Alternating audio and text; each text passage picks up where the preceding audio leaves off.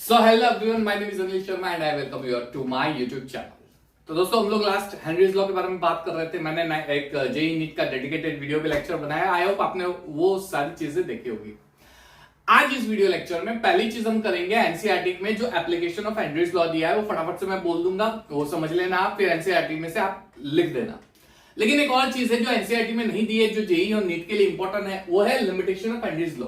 ये जरूर नोट कीजिएगा, ठीक है। तो एप्लीकेशन एनसीईआरटी टेक्स्ट बुक में है, वो आप लिख देना टेक्स्ट बुक में से देख के। ये चीज जो मैं बताऊंगा बोर्ड पे नोट डाउन करूंगा, वो आप लिख देना। उसके बाद हम सारे हेनरीज लॉ के न्यूमेरिकल्स कर देंगे, सॉल्व्ड इन टेक्स्ट और एक्सरसाइज के, ठीक है। तो हम स्टार्ट करते हैं। अगर आप मेरा वीडियो लेक्चर पहली बार देख रहे हैं तो सब्सक्राइब कीजिएगा, लाइक दीजिएगा, और अगर वीडियो पसंद आ रहा है तो कमेंट भी कीजिएगा। ये वीडियोस सारे 11-12 साइंस स्टूडेंट्स के लिए बहुत इंपॉर्टेंट है, इसलिए सारे स्टूडेंट्स को, जितने भी आपके कॉन्टेक्ट है, सबको फॉरवर्ड कीजिएगा ताकि ये वीडियो उनको मिलते रहे। क्लियर? तो हम लोग स्टार्ट कर रहे हैं। सबसे पहले एप्लीकेशंस। एनसीईआरटी टेक्स्ट बुक में एप्लीकेशन दिए, आप वो ओपन करके रीड भी कर सकते हो। फटाफट से 2-3 पॉइंट है वो मैं बोल देता हूं। पहली चीज, हेनरीज लॉ कहां पे यूज होता है? तो बेटा, हेनरीज लॉ यूज होता है soda hard drink, soft drink जो हम बोलते हैं ना, सोडा बनाने के लिए। It is used for the preparation of hard drinks as well as it is used for the preparation of soft drinks. Under high pressure CO2 gas जो है उसको डिसॉल्व करते हैं और वो सोडा बनाने में काम आता है, या फिर हार्ड ड्रिंक्स बनाने में, सॉफ्ट ड्रिंक्स बनाने में काम आता है। हाई प्रेशर पे ये ड्रिंक बनाया जाता है, जिसे हम बोलते हैं एरेटेड ड्रिंक्स। तो एरेटेड ड्रिंक्स हाई प्रेशर पे बनाने के लिए हेनरीज लॉ का इस्तेमाल किया जाता है। हाई प्रेशर पे गैस सोल्यूबल हो जाता है, हेनरीज लॉ अप्लाई होता है। दूसरी चीज, आपने स्क्यूबा डाइवर्स का नाम सुना होगा। स्क्यूबा डाइवर्स जो होते हैं वो ऑक्सीजन मास्क पहन के अंदर डीप सी में जाते हैं। हमें ये चीज पता है कि वाटर के सरफेस पे प्रेशर लो होता है। लो प्रेशर होने की वजह से हमारी बॉडी सिर्फ ऑक्सीजन गैस को अंदर इंटेक जो हो रहा है, यानी हमारी बॉडी में जा रहा है, उसको ही ब्लड में सोल्यूबल करेगा, और हर एक ऑर्गन, हर एक सेल्स तक हमारा ये ऑक्सीजन लेवल है वो बढ़ेगा, या फिर आप बोल सकते हो कि वो रीच होगा। लेकिन जब आप डीप सी में जाते हो, और जब आप डीप सी में अंदर जाओगे तो फील करोगे प्रेशर बहुत हाई होता है, और हाई प्रेशर होने की वजह से जितने भी गैसेस होते हैं रिवर में, वो सारे गैसेस हमारे बॉडी में जाते हैं और ब्लड में सोल्यूबल हो जाते हैं। अब उसमें नाइट्रोजन गैस भी होता है, क्योंकि सी वाटर में नाइट्रोजन गैस, ऑक्सीजन गैस, सारे गैस डिसॉल्व होते हैं। तो डीप सी, अंदर एकदम डीप में जाओगे, वहां पे हाई प्रेशर होता है, तो सारे गैस सोल्यूबल होते हैं। अब वो पर्सन जब सरफेस पे आएगा तो सरफेस पे वापस प्रेशर लो होगा, तो लो प्रेशर होने की वजह से जो गैस हाई प्रेशर पे सोल्यूबल हो रहे थे वो वापस रिलीज हो जाएंगे। वापस रिलीज कहां पे होंगे? ब्लड में ही होंगे, जाहिर सी बात है। तो ब्लड के अंदर क्या होगा? बैंड्स क्रिएट हो जाते हैं। एक कंडीशन होती है जिसे हम बोलते हैं बैंड, वो बैंड क्रिएट हो जाती है, जिसकी वजह से पर्सन की डेथ के भी चांसेस होते हैं। इसलिए स्क्यूबा डाइवर्स क्या करते हैं, एक ऑक्सीजन सिलेंडर होता है जिसमें डाइल्यूटेड ऑक्सीजन होता है, हीलियम होता है, नाइट्रोजन, जिसका प्रोपोर्शन एनसीईआरटी टेक्स्ट बुक में दिया है, वो आप देख लेना। 11.2%, 57.8% ऐसा कुछ दिया है। वो सिलेंडर यूज करते हैं जो उनको प्रोटेक्टेड रखता है अंडर वाटर भी और सरफेस पे भी। तो वहां पे भी हेनरीज लॉ का यूज करके डाइल्यूटेड गैस बनाने में यूज होता है। हेनरीज लॉ यूज करके डाइल्यूटेड गैस बनाते हैं और फिर स्क्यूबा डाइवर्स उसको यूज करते हैं। सेम वे माउंटेन क्लाइंबर्स के भी ऑक्सीजन सिलेंडर यूज करते हैं। क्वेश्चन ये है कि माउंटेन क्लाइंबर्स को क्यों जरूरत होती है? अगर डीप सी में प्रेशर हाई होता है तो माउंटेन पे प्रेशर लो होगा। प्रेशर लो होने की वजह से क्या होता है, जितना ऑक्सीजन बॉडी लेगा उतना ऑक्सीजन नहीं मिलेगा, क्योंकि हाइट पे प्रेशर कम है, इसलिए हमारे बॉडी को ऑक्सीजन लो यानी कम मिलेगा। कम ऑक्सीजन मिलेगा, ब्लड में कम ऑक्सीजन होगा, तो उसकी वजह से क्या होगा, जैसे जैसे आप हाइट पे जाओगे वैसे वैसे आप अपने आप को वीक फील करोगे। You will feel weak yourself. हम वीक फील करने लगेंगे। हमारी सोचने की जो क्षमता है वो धीरे धीरे कम। कहने का मतलब क्या है, ऑक्सीजन हमारे बॉडी में कम फ्लो होगा, जिसकी वजह से हम एक डिजीज हमारे में एक डिजीज हो सकती है जिसको हम बोलते हैं एनोक्सिया। जब ऑक्सीजन लेवल हमारे में कम होता है तो ये जो डिजीज होती है लो ऑक्सीजन की वजह से, उसे हम एनोक्सिया बोलते हैं। माउंटेन एरियाज पे जो लोग रहते हैं ज्यादातर ये डिजीज वहां पे पाई जाती है। तो हेनरीज लॉ का यूज करके वही oxygen cylinder mountain climbers use करते हैं। तो ये 2-4 चीजें हैं एप्लीकेशन में, वो आप देख लेना, ठीक है, वो नोट कर देना, ये इंपॉर्टेंट है। उसमें सबसे इंपॉर्टेंट है composition of gases, diluted gases using Henry's law in cylinder, oxygen cylinder. चलिए, लिमिटेशन। हेनरीज लॉ की लिमिटेशन क्या है? सबसे पहले की Henry's law is applicable at low pressure as well as it is applicable at low temperature. सबसे important चीज है, प्रेशर लो होना चाहिए, टेम्परेचर लो होना चाहिए, ठीक है। पहली चीज, चलिए दूसरी लिमिटेशन क्या है? Henry's law is applicable only for those gases which are less soluble. और सबसे इंपॉर्टेंट चीज क्या है पता है? बताओ, गैस सोल्यूबल तो होना चाहिए, लेकिन गैस जो है सॉल्वेंट से ना रिएक्ट होगा, ना एसोसिएट होगा, ना डिसोसिएट होगा। यानी उसी गैस के लिए एप्लीकेबल है only for gases which are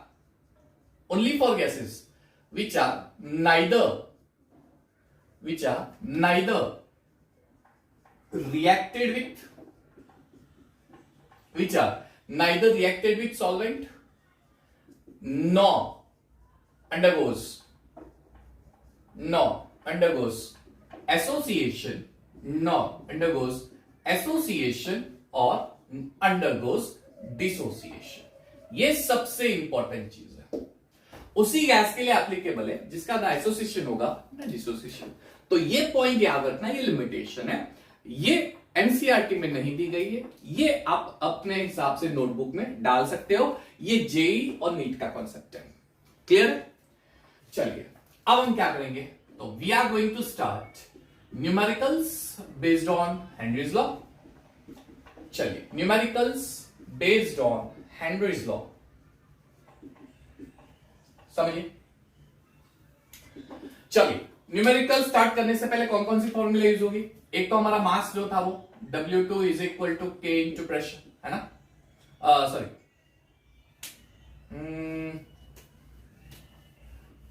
हाँ चलिए ये होगा तो भी चले। Pressure is equal to actually K into mass, ये होगा KH Henry's constant, and pressure is equal to KH into mole fraction. ठीक है, ये गैस क्लियर। उसके अलावा मोल फ्रैक्शन का भी फॉर्मूला यूज हो सकता है, that is equal to number of moles of gas upon number of moles of gas plus number of moles of solvent. ठीक है, ये भी यूज हो सकता है। अच्छा, नंबर ऑफ मोल्स तो उसकी भी फॉर्मूला यूज होगी, पहली फॉर्मूला, ये सेकंड फॉर्मूला।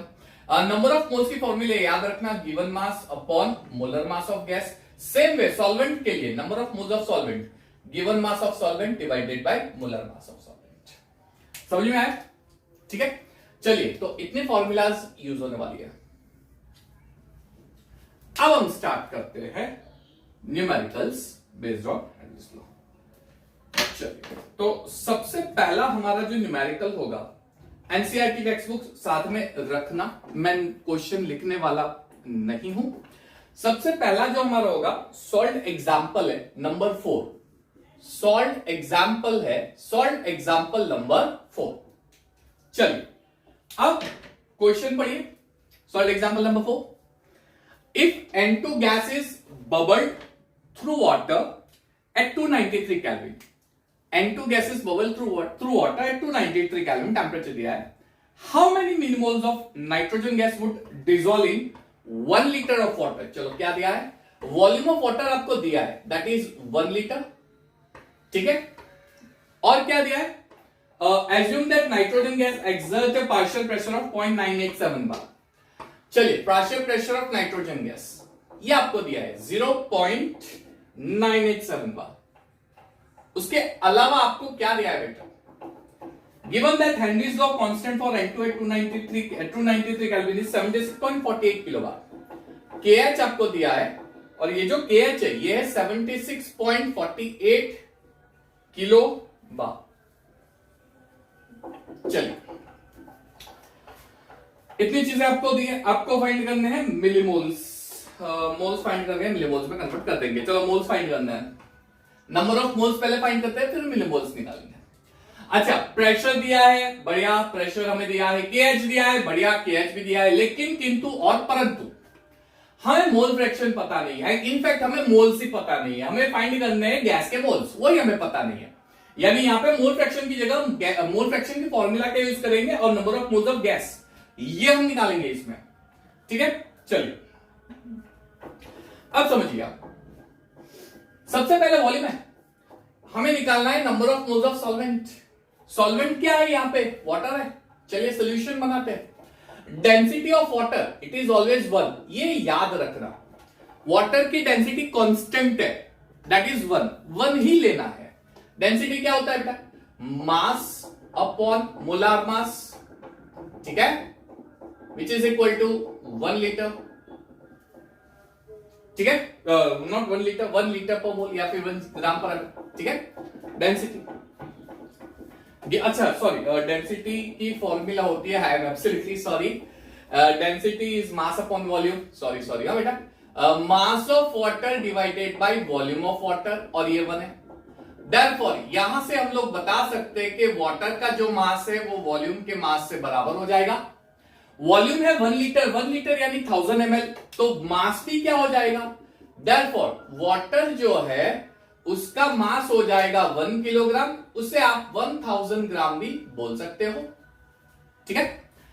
चलिए अब क्या करेंगे, पहले हम लोग निकालते हैं number of moles of water, water के नंबर ऑफ मोल्स निकालेंगे। Number of moles of water निकालना हो तो given mass of water divided by molar mass of water. चलिए निकाल देते हैं, given mass of water it is 1000 gram, molar mass of water 18, ये हो जाएगा 55.55। अब हम यूज करेंगे हेनरीज लॉ, जिसमें मोल फ्रैक्शन की जगह ये फॉर्मूला डाल देंगे, और हम लोग एक काम करेंगे, नीचे से number of moles of gas neglect कर देंगे, क्योंकि मेरा जो हेनरीज लॉ वाला कॉन्सेप्ट है, अगर आपने वहां पे पढ़ा होगा तो मैंने ये बताया था लास्ट जेईई नीट वाला जो सेक्शन है, लास्ट वीडियो लेक्चर नंबर 8, इसके पहले का जो वीडियो लेक्चर था, अगर आपने उसमें देखा था तो मैंने ये बताया था कि जो गैस होता है वाटर के कंपैरिजन में इसका बहुत कम प्रोपोर्शन होता है, जिसकी वजह से हम गैस के मोल्स को निग्लेक्ट कर सकते हैं। इसलिए यहां पे अगर मैं number of moles of gas neglect भी कर दूं तो चलेगा, ठीक है। तो now according to Henry's law, चलिए समझिए, हेनरीज लॉ के अकॉर्डिंग हम क्या लिखेंगे, pressure of nitrogen is equal to KH into mole fraction of nitrogen. Therefore, pressure of nitrogen, अच्छा प्रेशर यहां पे दे दिया है बच्चों 0.987 bar is equal to KH भी आपको दे दिया है, that is 76.48 kilo bar. Kilo बार को हम लोग बार में कन्वर्ट कर सकते हैं, clear, 76.48 into 10⁻³ bar multiply by number of moles of gas upon number of moles of solvent, that is water. मैंने क्या किया, डायरेक्टली गैस को यहीं से निग्लेक्ट करके लिख दिया, है ना। फॉर्मूला क्या आएगी, number of moles of gas upon gas moles plus solvent, लेकिन गैस को मैंने वहीं से निकाल दिया। चलिए मुझे number of moles of water मिल गए, यहां डाल के number of moles of gas find कर सकता हूं। Number of moles of gas is equal to 0.987 multiply by 55.55 divided by ये वैल्यू 76.48 इंटू 10⁻³। इसका कैलकुलेशन करोगे तो आंसर समथिंग 10⁻⁻5 मोल्स, 10⁻³ मोल्स आएगा इसका। मुझे मिलीमोल्स बोला गया है, हमें मिलीमोल्स फाइंड करना है, मिलीमोल्स, मोल्स जो है उसका मिलीमोल्स निकालना है, ठीक है। तो अगर मुझे मोल्स के मिलीमोल्स निकालने हैं तो ये जो 10⁻³ आया मोल्स के मिलीमोल, अच्छा मिलीमोल स्मॉलर यूनिट है, मिली यानी 10⁻³ स्मॉलर यूनिट है, इसलिए इसको हम 10⁻³ से मल्टीप्लाई कर देंगे, that will be your final answer. अब आप ये कैलकुलेट कर सकते हो और ये कैलकुलेशन करके इसका आंसर निकाल सकते हो, आंसर आपको मिल जाएगा इजिली, ठीक है। चलिए समझ में आया, तो ऐसे कुछ, सॉरी एक गलती की हमने, 10⁻+3 करना पड़ेगा ना, हाँ, क्योंकि मिली स्मॉलर यूनिट है ना, मोल्स बिगर यूनिट है। 1 मिली मोल ये होता है 10⁻³ मोल, तो अगर मैं दोनों साइड 10⁻³ से डिवाइड कर दूं तो ये हो जाता है 1 मोल इक्वल टू 10⁻³ मोल, तो 1 मोल 10⁻³ मोल होता है ना, इसलिए यहां पे 10⁻³ मल्टीप्लाई होगा। समझ में आया, ये कैलकुलेशन ऐसे होगा। तो ये है आपका solve example number 4, I hope समझ में आया होगा, ठीक है। इतनी चीजें लिख लो, फिर हम सॉल्व एग्जांपल के बाद इन टेक्स्ट और इन टेक्स्ट के बाद एक्सरसाइज स्टार्ट करते हैं। पॉज कर लो, लिख दो। चलिए तो ये हो गया हमारा सॉल्व एग्जांपल। अब हम बात करते हैं इंटेक्स्ट। इंटेक्स्ट का क्वेश्चन नंबर 6 निकालो एनसीईआरटी में। क्वेश्चन देख लो क्या दिया है, न्यूमेरिकल कैसे सॉल्व करते हैं। H2S, a toxic gas with a rotten egg-like smell, is used for the qualitative analysis. If the solubility of H2S in water at STP is 0.195 molality, calculate Henry's constant. चलो Henry's constant pH निकालना है। आपको चीजें क्या दी है, पहले तो ये बताया कि H2S एक टॉक्सिक गैस है जो क्वालिटेटिव एनालिसिस में यूज होता है। उसकी सॉल्युबिलिटी आपको दी है 0.195 मोलालिटी। चलिए, molality is given to you 0.195, molality is equal to 0.195, this is the molality. ठीक है, KH निकालना है। हेनरीज कांस्टेंट क्या है बेटा? Henrys constant KH। तो अब हम क्या करेंगे, हेनरीज लॉ जो है उसका यूज करेंगे, है ना। Pressure is equal to KH into mole fraction. क्या चीजें चाहिए, देखो फॉर्मूला क्या है, pressure is equal to KH into mole fraction. ना हमारे पास मोल फ्रैक्शन है ना प्रेशर है। खैर प्रेशर की बात जाने दो, ये तो हम लिख सकते हैं कहते हैं STP, जो हमारा प्रेशर होता है वो होता है 0.987 बार STP, और नॉर्मल टेम्परेचर होता है हमारा 1 atm। ठीक है, तो ये स्टैंडर्ड टेम्परेचर प्रेशर का प्रेशर हो गया, और नॉर्मल टेम्परेचर का प्रेशर जो होता है वो 1 atm होता है। चलिए, प्रेशर हमने मिल गया, अब प्रेशर का तो कोई इश्यू है नहीं। अब बात आती है मोल फ्रैक्शन। हमारे पास मोल फ्रैक्शन नहीं, कैसे निकालेंगे? तो ये हमारी मोलालिटी है 0.195। मोलालिटी की फॉर्मूला, सॉरी, मोलालिटी की डेफिनेशन क्या है? मोलालिटी हम बोलते हैं ना, number of moles in 1 kilogram of solvent. Number of moles in 1 kilogram solvent, number of moles. तो मैं ऐसे बोल सकता हूं कि ये इसके नंबर ऑफ मोल्स हो गए 0.195 मोलालिटी। इसका मीनिंग क्या होता है? इसका मीनिंग क्या होता है? Means 0.195 moles of H2S in 1 kilogram of water. Number of moles per kilogram वो मोलालिटी होती है। मान लीजिए 2 मोल पर किलोग्राम तो 2 मोलालिटी, 5 मोल पर 1 किलोग्राम तो 5 मोलालिटी, 100 मोल पर 1 kilogram 100 molality, 0.5 moles per kilogram तो 0.5 मोलालिटी, तो 0.195 मोल्स हो गए ना। मोलालिटी 0.195 है तो इसके 0.195 मोल्स लेंगे। ये मोल्स होता है, मोलालिटी की जो वैल्यू है ना, तो 1 किलोग्राम में इतने मोल्स प्रेजेंट होते हैं। तो हमारा एक पॉइंट तो सॉल्व हो गया, 0.195 मोल्स ऑफ H2S, यानी यहां पे number of moles of gas हमें मिल गए 0.195। ये तो हमारा इश्यू सॉल्व हो गया। अब बात आती है मोल फ्रैक्शन फाइंड करने के लिए सॉल्वेंट के भी मोल्स होने चाहिए, तो कोई इश्यू नहीं है ना। 1 किलोग्राम वाटर हमारा सॉल्वेंट, उसका मास मिल गया, तो number of moles of water is equal to given mass of water upon molar mass of water. 1 kilogram हो जाता है 1000 gram divide by 18, therefore number of moles of water क्या हो जाएंगे 55.55। हमारा काम हो गया। अब यहां पे मोल फ्रैक्शन की जगह मोल्स की फॉर्मूला निकाल सकते हैं। तो अकॉर्डिंग टू हेनरीज लॉ, चलिए अकॉर्डिंग टू हेनरीज लॉ क्या होता है, pressure of H2S is equal to KH into mole fraction of H2S। Therefore चलिए प्रेशर ऑफ H2S, तो ये क्या होता है 0.987 इज इक्वल टू KH निकालना है into number of moles of H2S upon number of moles of H2S plus number of moles of water. वापस वही कहानी, गैस का मोल्स वाटर के मोल से कम होते हैं, इसलिए हम गैस के मोल्स को निग्लेक्ट कर सकते हैं। डिनोमिनेटर में से H2S के मोल्स को निग्लेक्ट कर देंगे, वाटर के मोल्स डाल देंगे, KH मिल जाएगा। Therefore KH is equal to 0.987 multiply by, इसको निग्लेक्ट करता हूं, बचा वाटर 55.55 डिवाइडेड बाई इसके moles, number of moles of H2S 0.195। Calculation कर दो, आंसर मिल जाएगा, है ना बढ़िया। KH का यूनिट क्या होता है? बार, है ना। मोल फ्रैक्शन यूनिटलेस होगा, इसका मतलब प्रेशर और KH इसका यूनिट सेम हो गया। मोल फ्रैक्शन यूनिटलेस होता है तो इन दोनों का प्रेशर, सॉरी इन दोनों का यूनिट सेम हो जाता है ना। क्या दिक्कत है, कैलकुलेशन हो जाएगा। इजी क्वेश्चन है, इसमें कुछ इतना है नहीं, थिंकिंग प्रोसेस इतनी है नहीं कि हम लोग सोच सके। आंसर आएगा 282 बार, लिख देना, ठीक है। ये हो गया हमारा इंटेक्स नंबर 6 क्वेश्चन। चलिए इंटेक्स नंबर 7 पे चलते हैं। इंटेक्स्ट क्वेश्चन 7 समझना, बहुत गर्मी है भाई। Henry's law constant for CO2 in water is 1.67 into 10 raised to 8 pascal. चलो Henry's constant आपको KH दिया गया है, KH Henry's constant KH, और ये क्या वैल्यू है 1.67 into 10 raised to 8 Pascal. 1.67 into 10 raised to 8 Pascal KH. At 298. Calculate the quantity of CO2. CO2 की क्वांटिटी यानी CO2 का मास. CO2 का मास निकालना है. Calculate the mass of CO2. अच्छा, कोई बोले सर सिर्फ मोल्स निकाल दे तो चलेगा? अरे कोई इश्यू नहीं है, कोई इश्यू नहीं है. मोल्स निकाल दो फिर मास निकालो.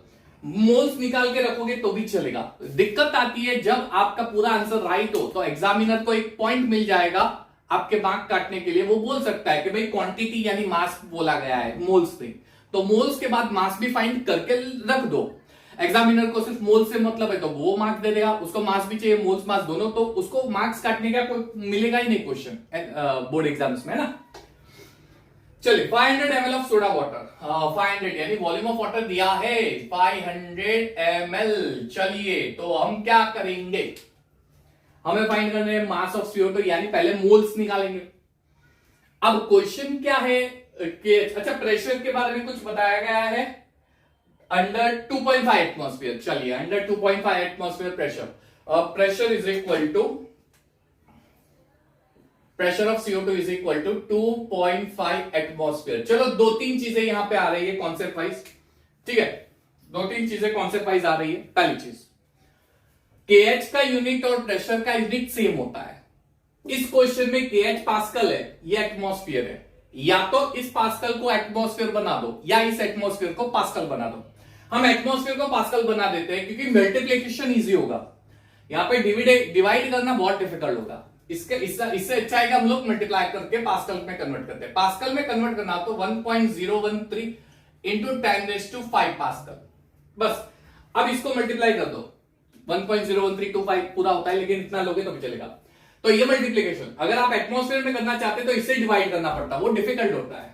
इससे अच्छा तो हम मल्टीप्लाई कर देते. चलो इसका जो भी आंसर आएगा वो पास्कल में आएगा. मिल गया. तो KH और प्रेशर का यूनिट सेम हो गया. पहली कंडीशन फुलफिल हो गई. दूसरी कंडीशन हमें निकालने हैं moles of gas, CO2 gas. तो पहले तो वाटर के मोल्स निकालने पड़ेंगे. तो वॉल्यूम है उसका मास में कन्वर्ट करना पड़ेगा. मैंने एक चीज बताई आपको, मैंने क्या बोला है आपको, डेंसिटी ऑफ वाटर जो होती है वो ऑलवेज 1 होती है. डेंसिटी यानी मास बाय वॉल्यूम. तो mass of water upon volume of water ये 1 है. इसका मतलब ये हो गया कि वाटर का जो मास है वो इसका जो वॉल्यूम होगा उतना होगा. दैट इज 500 ml का हो जाएगा 500 ग्राम. हो गया, मिल गया. अब वाटर के मोल्स निकाल दो. Number of moles of water is equal to given mass of water upon molar mass of water. Given mass of water क्या होता है 500 डिवाइड बाय 18 कर दो. ठीक है, 500 डिवाइड बाय 18 कर दो. क्लियर. चलिए 500 डिवाइड बाय 18 करके आपको आंसर मोल्स में निकालना है. जो भी आपका आंसर आएगा यहां पे. तो मुझे वाटर के मोल्स मिले हैं, मेरे पास KH की वैल्यू है, मेरे पास प्रेशर है, तो मैं number of moles of CO2 निकाल के उसका मास फाइंड कर सकता हूं. Again according to Henry's law. According to Henry's law. चलिए बढ़िया क्वेश्चन है ना, क्योंकि बहुत सारी चीजें आ रही है. Pressure of CO2 is equal to KH into mole fraction of CO2. Therefore pressure of CO2 क्या होता है यहां पे जो आंसर आएगा वो मल्टीप्लाई करके. चलो मल्टीप्लाई कर लो. आंसर क्या था मैं डायरेक्टली लिख रहा हूं. मैं डायरेक्ट लिख रहा हूं यहां पे 2.53 इंटू 2.53 इंटू 10⁵. चलिए ये आपका आंसर आएगा.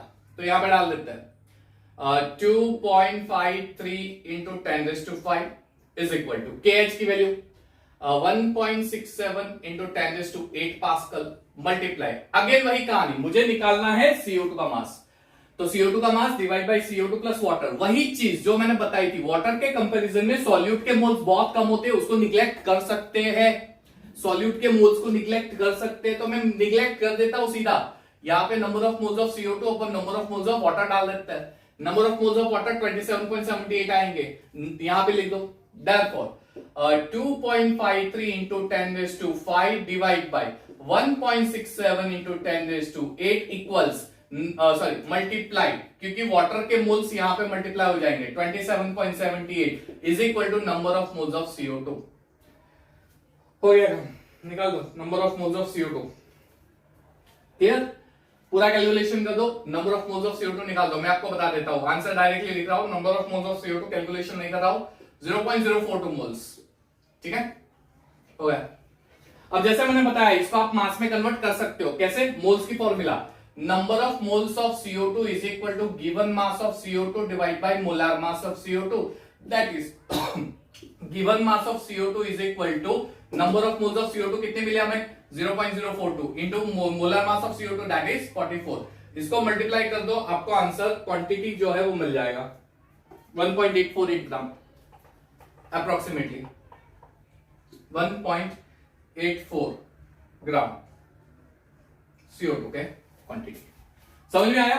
तो ये क्यों क्वेश्चन इंपॉर्टेंट है, दो तीन चीजें आ रही है। पहली, प्रेशर और केएच का यूनिट हमें सेम रखना है, ये पास्कल एटीएम है ना, तो एटीएम को पास्कल बना दिया। दूसरी चीज, डेंसिटी ऑफ वाटर 1 लेके वॉल्यूम को मास में कन्वर्ट करके उसके वाटर के मोल्स निकाल दिए, और उसके बाद हेनरी लॉ का यूज करके मैंने मोल्स CO2 के निकाल के मास में कन्वर्ट कर दिया। ठीक है, चलिए, तो ये तो थे इंटेक्स के क्वेश्चंस। अब हम बात करेंगे एक्सरसाइज के क्वेश्चंस। तो इसके पहले ये आप पॉज करके सारे न्यूमेरिकल्स नोट डाउन कर दो, फिर आगे बात करते हैं। चलिए, आई होप आपने नोट कर दिया होगा। अब हम बात करते हैं एक्सरसाइज की।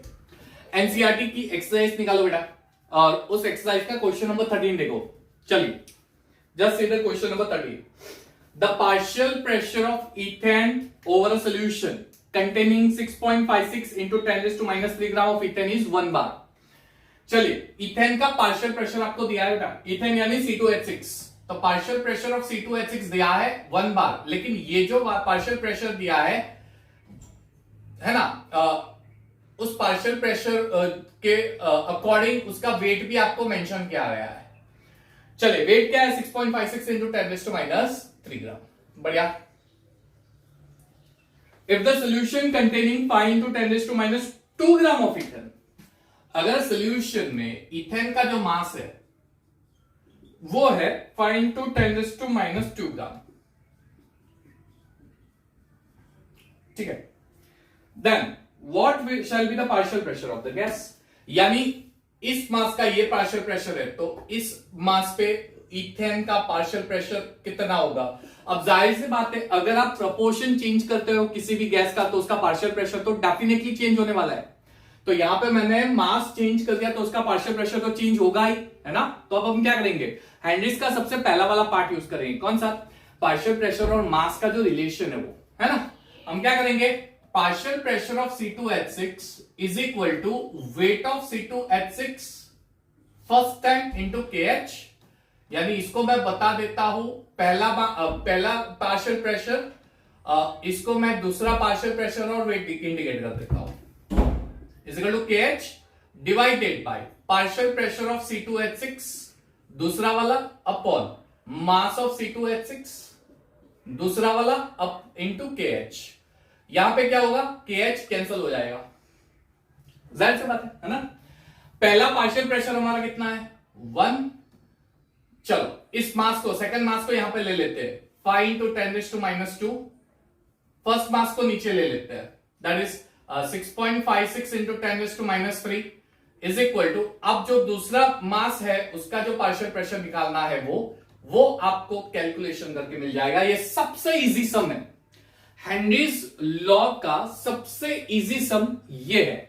अगर आप कैलकुलेशन करोगे तो इसका आंसर आएगा 0.782 बार। समझ में आया? क्या क्या मैंने दोनों मास, दोनों पार्शियल प्रेशर का जो रिलेशन है उसको डिवाइड कर दिया, जिससे KH निकल गया और आपको पार्शियल प्रेशर मिल गया। ठीक है, इजी सम है, बहुत इजी सम है। अब 13th क्वेश्चन के बाद बेटा निकालो क्वेश्चन नंबर 35। चलिए, 35th क्वेश्चन निकालते हैं। देखो 35th question, Henry's law constant for the molality of methane in benzene at 298 Kelvin is 4.27 into 10⁵ mm. चलिए, KH for methane is given to you and that is 4.27 into 10⁵ mm of Hg. Calculate the solubility of methane. Solubility का मतलब ये हो गया कि mole fraction, है ना, कितना इजी है। सोल्युबिलिटी को हमने मोल फ्रैक्शन के टर्म में फाइंड किया है ना, हेनरीज लॉ में सोल्युबिलिटी को हमने सोल्युबिलिटी के रिलेटेड कंसंट्रेशन मोल फ्रैक्शन में लिया है, तो मोल फ्रैक्शन निकालना है अंडर 760 mm Hg, यानी प्रेशर भी आपको दे दिया है, partial pressure of benzene C6H6, sorry ये भी आपको दे दिया है, और ये प्रेशर कितना दिया है 760 mm। ये सम भी काफी इजी सम है, ये सम भी काफी इजी सम है, करना कुछ नहीं है। पार्शियल प्रेशर दिया है, KH निकालना है, KH दिया है, सॉल्युबिलिटी निकालना है। तो अकॉर्डिंग टू हेनरीज लॉ, चलिए अकॉर्डिंग टू हेनरीज लॉ क्या होता है, according to Henry's law partial pressure of benzene is equal to KH into mole fraction of benzene. Therefore, mole fraction of benzene is equal to partial pressure of benzene, that is 760 mm divided by mole fraction of benzene. KH of benzene. KH कितना है 4.27 into 10⁵ हो गया। अपना answer यहां पे मिल गया, खत्म, कहानी खत्म, है ना। काफी इजी सम है, काफी इजी सम है। इसका कैलकुलेशन कर दो 178 इंटू 10⁻5 आएगा अप्रोक्सीमेटली आंसर। ठीक है, कैलकुलेशन मैं नहीं कर रहा हूं, आप कर लेना, मैं सीधा आंसर लिख रहा हूं, आपका आंसर यहां पे मैच होना चाहिए, दैट्स इट। क्लियर, खत्म। और लास्ट क्वेश्चन हेनरीज का एक्सरसाइज में 39th क्वेश्चन, क्वेश्चन नंबर 39 निकालो एनसीईआरटी, क्वेश्चन नंबर 39। चलिए फटाफट, क्वेश्चन क्या है, the air is a mixture of number of gas.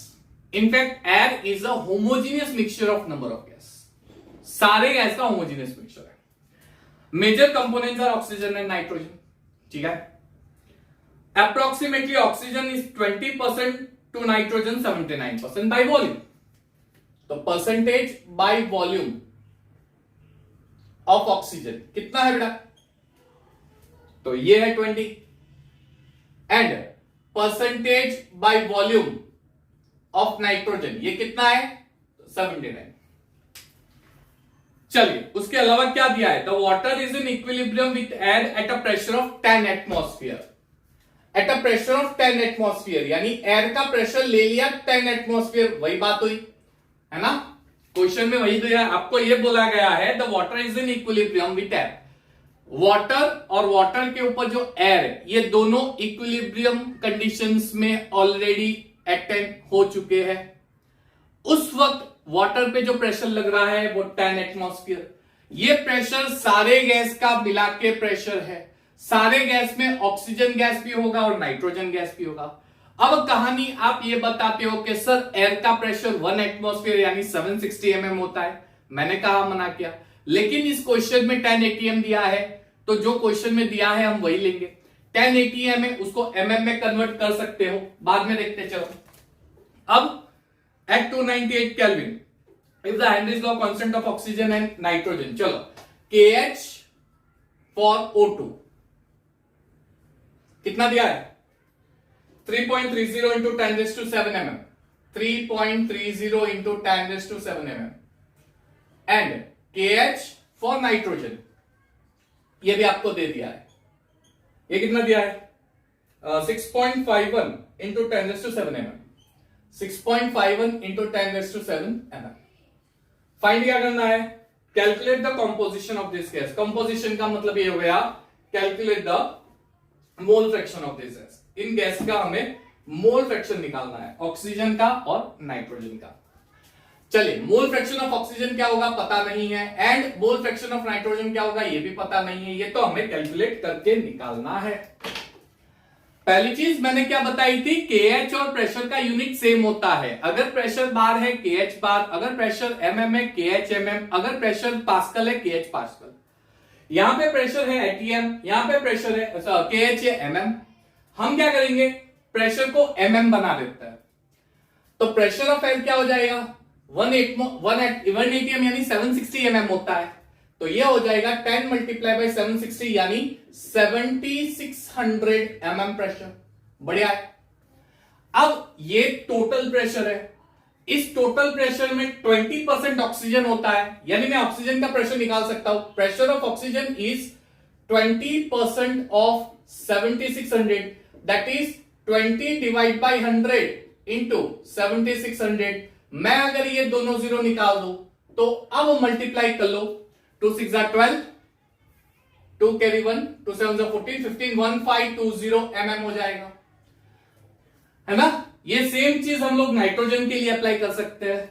Pressure of nitrogen, अच्छा 79% of total pressure, that is 79% of 7600, that is 79 divide by 100 into 7600, 0 0 cancel हो जाएगा, बस इसको मल्टीप्लाई कर दो, आपको नाइट्रोजन का भी प्रेशर मिल जाएगा। मल्टीप्लाई कर दो, 6004 मिलेगा mmHg, ठीक है, मिल गया। अब मेरे पास नाइट्रोजन का प्रेशर है, ऑक्सीजन का प्रेशर है, नाइट्रोजन का KH है, ऑक्सीजन का KH है, मोल फ्रैक्शन निकाल सकते हैं, हो गया काम खत्म, है ना। सबसे पहले मैं बात करूंगा ऑक्सीजन की। Pressure of oxygen is equal to KH of oxygen multiplied by mole fraction of oxygen. Therefore mole fraction of oxygen is equal to pressure of oxygen यानी 1520 divide by KH of oxygen, oxygen का KH क्या आएगा 3.30 into 10⁻⁷। समझ में आया। Same way pressure of nitrogen is equal to KH into mole fraction of nitrogen. चलिए pressure of nitrogen कितना मिला मुझे 6004 इज इक्वल टू KH कितना है, सीधा डिवाइड कर देते हैं, चलो। नाइट्रोजन का KH 6.51 into 10⁻⁷, that is equal to mole fraction of nitrogen. Hence air में ऑक्सीजन और एयर में नाइट्रोजन कितना प्रेजेंट होगा ये आप निकाल सकते हो। समझ में आया। 1520 डिवाइड बाई 3.37 इंटू 10⁻⁷ mm। चलो इसका आंसर आपको मिलेगा 4.61 इंटू 10 की power -5। Mole fraction unit less होता है इसलिए यूनिट डालने की जरूरत नहीं है। सेम वे नाइट्रोजन के बारे में बताएंगे तो 9.22 इंटू 10⁻⁵ हो गया आंसर। समझ में आया, हो गया। ये हमारे सम्स हो गए हेनरीज लॉ के। तो एनसीईआरटी के टेक्स्ट बुक में से सॉल्व्ड एग्जांपल इन टेक्स्ट और ये एक्सरसाइज के सारे क्वेश्चंस हो गए। इसको भी आप एक बार पॉज कर सकते हो, पूरा क्वेश्चन कॉपी कर सकते हो और इसका सोल्यूशन बना सकते हो एक बार पॉज करके। ये पूरा हेनरीज लॉ यहाँ पे खत्म हो गया। हमने हेनरीज लॉ में हेनरीज लॉ का स्टेटमेंट लिखा, हेनरीज लॉ किस तरह से डिराइव हुआ वो नीट लेवल से मैंने आपको बताया, प्रेशर का क्या इफेक्ट होता है और उसका रिलेशन जो है सॉल्युबिलिटी से, ये बात की हमने। फिर मैंने एप्लीकेशन फटाफट से बता दी जो आपके एनसीईआरटी में आपको नोट डाउन करना है, लिमिटेशन जो है नीट लेवल से वो मैंने आपको बता दिया, और ये सारे न्यूमेरिकल्स। यानी यहां पे होल एंड सोल हमारा सॉल्युबिलिटी ऑफ गैस वाला कॉन्सेप्ट खत्म हो गया चैप्टर का। अब जो पार्ट स्टार्ट होगा वो सबसे इंपॉर्टेंट पार्ट है, that is Raoult's law, vapour pressure of volatile component. Raoult's law सबसे इंपॉर्टेंट पार्ट है क्योंकि इस पार्ट का एक्सप्लेनेशन देने के बाद जो हम कॉलिगेटिव प्रॉपर्टी करेंगे उसमें ये सारी चीजें यूज होने वाली है। तो सारे वीडियो लेक्चर्स डिटेल में देखते रहिएगा। जितने भी वीडियो लेक्चर्स मैं बनाऊंगा एनसीईआरटी लेवल से बनाऊंगा और उसके बीच बीच में जहां पे भी मुझे लगेगा कि इस टॉपिक का जेईई नीट कॉन्सेप्ट भी है जो एनसीईआरटी में नहीं है वो मैं बनाता रहूंगा। क्लियर। तो मेरे वीडियो लेक्चर देखते रहिएगा, आपको पूरा एनसीईआरटी लेवल यहाँ पे मिलेगा, प्लस जेईई नीट कॉन्सेप्ट भी आपको मैं देता रहूंगा। Till then take care of yourself, have a nice time.